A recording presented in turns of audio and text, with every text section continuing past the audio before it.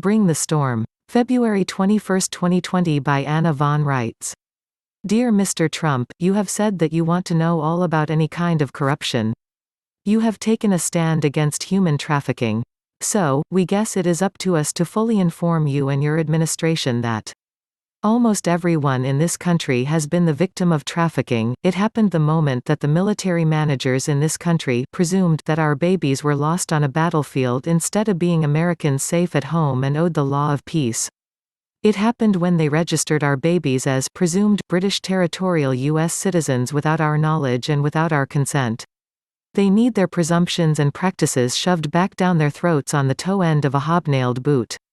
And it happened again, when those same military managers sold our names and information to the Pope and misrepresented us as homeless, fatherless orphans and wards of their Territorial State of State organizations, seeking assistance as members of the Commonwealth. And subjected us to those horrors, too. The men who fought the Civil War to end slavery and the men who fought World War II for the sake of freedom, would turn over in their graves if they knew what the sleazy little white-collar bankers and bureaucrats, the OCC and the Security Exchange Commission, and the Democratic Party hacks, and the DTCC bureaucrats perpetuated here. They'd rise up and destroy this entire nest of thieves and tear down every vestige of FDR's legacy. There wouldn't be a brick's worth of 55 Water Street, New York, left standing. So now you know what has gone on here. Action is required. First, stop the illegal registration of American babies. Tell parents the facts and tell them that if they are Americans, they are responsible for creating a public record of the names and places and dates of birth of their children.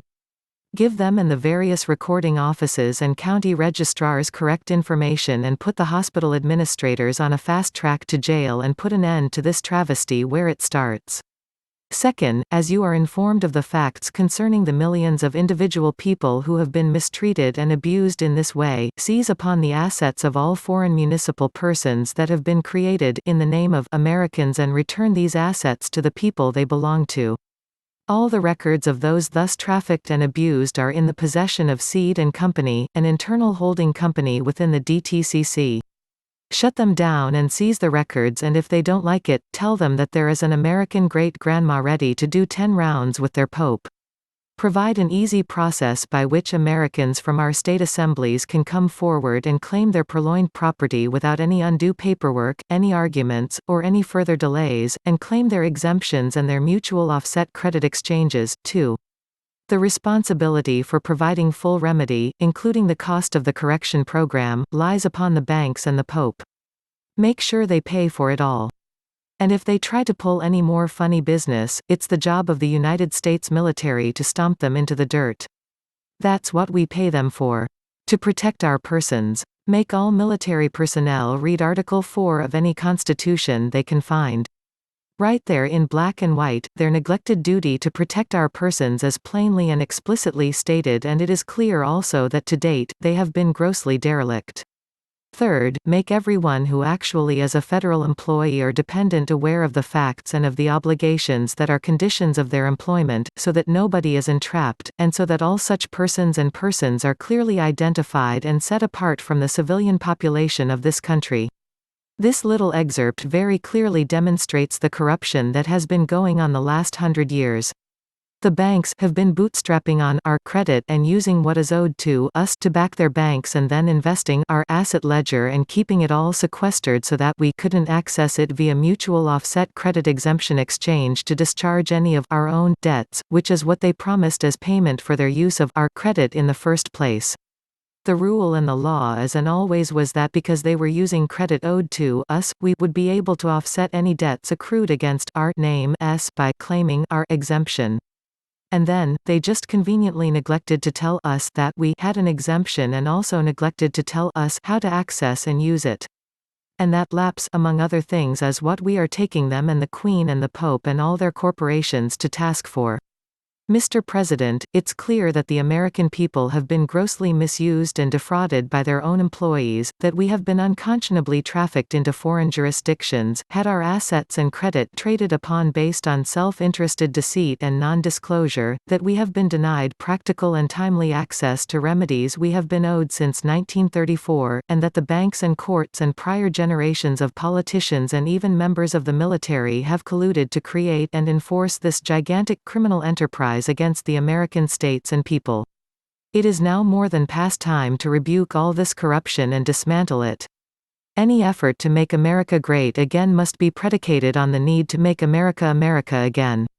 So let's nationalize the banks as Britain and Russia have already done, issue American currency based on gold and silver that is undeniably owed to us, issue an immediate moratorium on mortgages and foreclosures, close down the municipal courts, including the municipal United States district courts, none of which have any right to be operating on our soil, liquidate the municipal persons, return the assets to the individual people and states they belong to, make the mutual offset credit exchange exemptions available and accessible, and return this country to some semblance of security and sanity.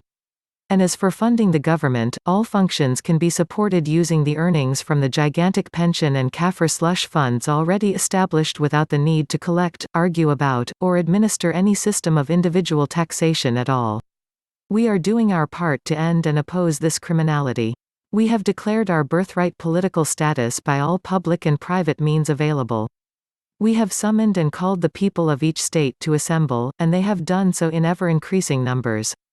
Americans wish to be counted as Americans, and it is a great shock to them to learn that they have, generally speaking, been mischaracterized as federal citizens and even as municipal citizens, instead. It is not lost upon us, and it should not be lost upon any federal employee, including the members of the respective Congresses, that these acts undertaken against their employers, the American states and people, are in complete contravention of public and organic law and against both the Geneva and Hague Conventions, even if we were combatants in any actual war, and even if we were under any obligation of occupation by our own bought and paid for military services, which, as it turns out, we are not. Our states and people did not take part in the so-called American Civil War, which was nothing but another deliberately and immorally and deceitfully constructed mercenary conflict illegally promoted on our shores. It's more than past time for all this to end, Mr. President. Our position is that we have never left our home jurisdiction, and it is only a nasty lot of self-interested scheming and false claims that has ever made it appear otherwise. It is our position that the entire circumstance is the fault of the members of territorial and municipal Congresses and the U.S. military committing self-interested fraud against the American states and people, and doing so under conditions of non-disclosure and constructive semantic deceit resulting in identity theft, human trafficking, enslavement, involuntary peonage, and impersonation of Americans, followed by practices of barratry inflicted by commercial courts. Tell the American people even 1/10 of what has gone on here, and you will have 300 million people highly motivated to lend a hand. Not only will there not be a swamp, the alligators will be extinct. Please consider making a small donation to help support Anna and the Living Law Firm, by visiting the AmericanStatesAssembly.net, scroll to the bottom and click on the Donate Now button. Thank you. If you enjoy having Anna's latest articles made into videos, please consider making a purchase from Ed's website wellnessrods.com. Thank you.